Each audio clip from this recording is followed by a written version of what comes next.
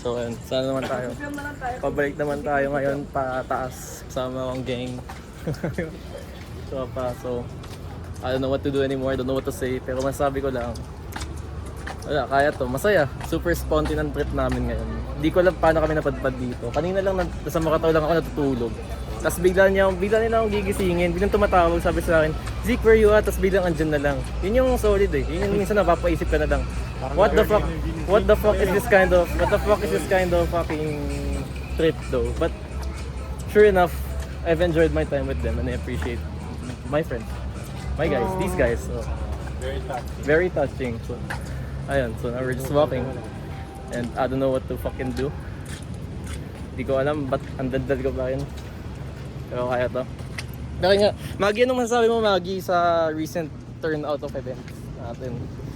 Na, anong tawag doon? Turon. sa turon.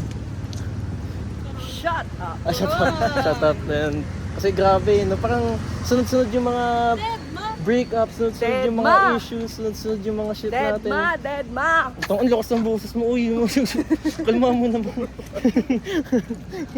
Oo yan, dead ma.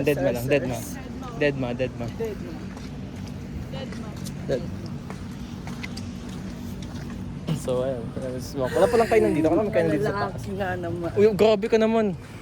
Vince, ano masabi mo itong Vince? Sabi niya mga lalaki nga naman doon. Pero di ba kasi nga medyo naman tayo gender equality, pare-pares lang naman tayo na ano. Kumbaga nasa tao na kung ano gusto natin gawin. Hindi, bakit? Ano? 9 months ba kayong magdadala ng anak? 9 months? Oh. Bakit sino ba kung ano-ano? Guys, Pride Month ngayon. Homophobic ka ba? Hindi, dati.